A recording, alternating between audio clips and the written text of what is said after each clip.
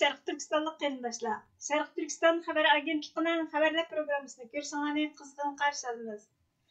Ən aldı bilan xəbərlərimizdən qısqaça məzmunlarına göz ataylı.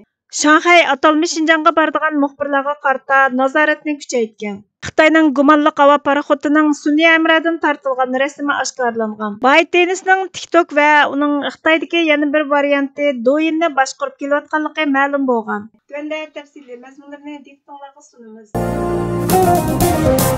Şanxay atalmış Şinjanğa baradigan muxbirlarga qarata kuzatishni kuchaytgan. Dövlətlik Obzor xəbər toruning 2 may günüdəki xəbərdə aytilishicha, tədqiqatçılar bayqagan hüccətə qaraganda Xitoy Kompartiyası atalmış Şinjanğa sayohatga kelgan muxbirlarni sonliq ma'lumot bilan farqlantira oladigan alohida ogohlantirish sistemasi orqali chet ellik muxbirlarga qarshi turish harakatini kuchaytmoqda ekan. Bir mutaxassisning aytishicha, bu Xitoyning har bir g'arit joyni kontrol qilishiga to'liq kafolatlik qilishdagi umumiy maqsadning bir qismi ekan.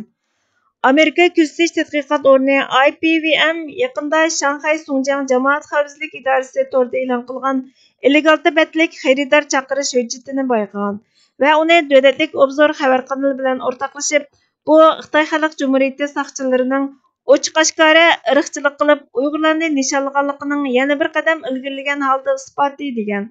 Bu besim Xitoyda turib qolgan bir qancha chet ellik muxbirlarning turmushini qiyinlashtirib o'tgan.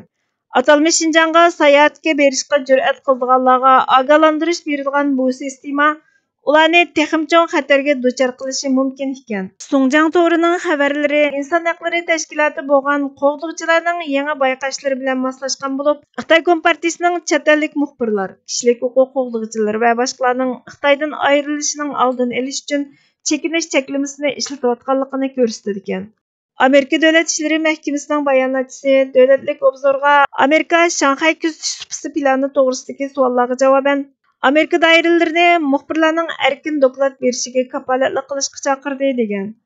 Bugun e'lon qilingan eng yangi dokladga qaraganda 2018 yildan buyon kam degandimi 4 chet ellik muxbir bu xil cheklamalarga uchragan.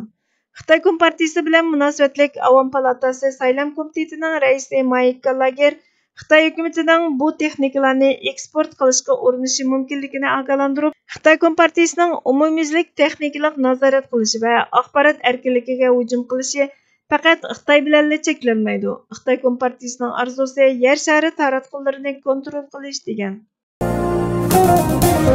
Korli shahridagi Xitoyning gumonli havo paraxotining sun'iy amradan tortilgan rasmi oshkorlangan.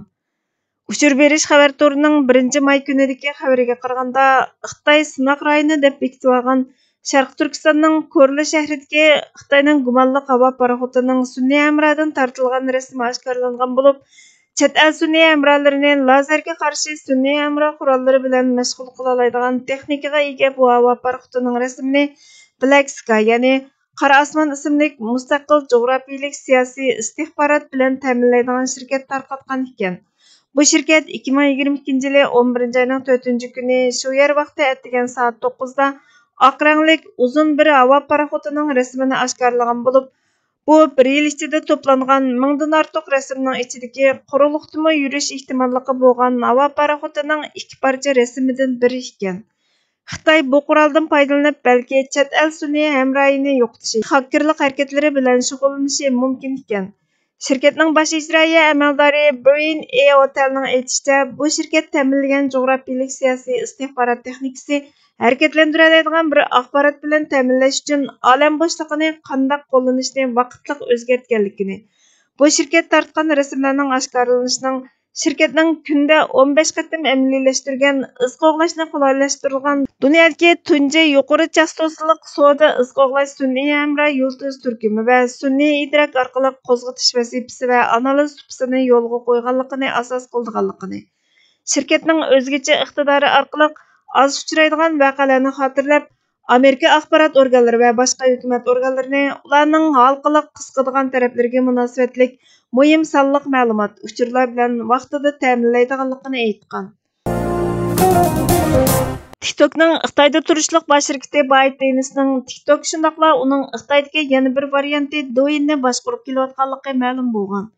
Forbes xabar to'rining 1 may kuni e'lon qilgan maqolasiga qaraganda, TikTok'ның baş şirketi ByteDance'ның müşterilerinin nimalarni ko'rib, nimalarni ko'rolmaydiganligiga doir sezgir so'zlik tizimligi bo'lib, şirketning ichki xotiralaridan oshkorlanishicha, Xitoy hukumati, Xitoy-Amerika tijorat munosabati 2024 yilning prezident nomzodi Donald Trump zulmga uchragan Uyg'urlar va TikTok'ның ba'zi amerikalik raqiblari haqidagi yo'llanmalari qatorliqlar ByteDance tarafidan nazorat qilinadigan va ba'zi ahvollar bostiriladigan.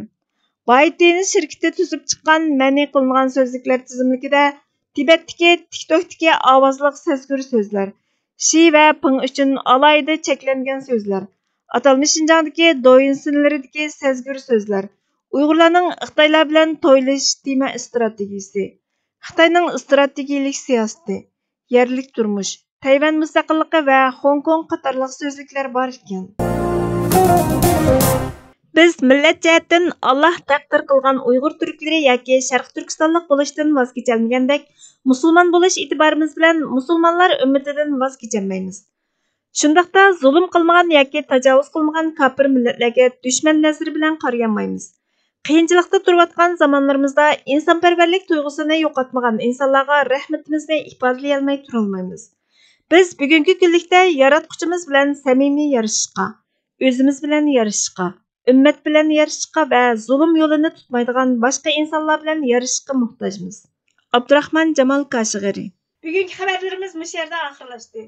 Bizga vaqt ayirganingiz uchun ko'pdan ko'p rahmat.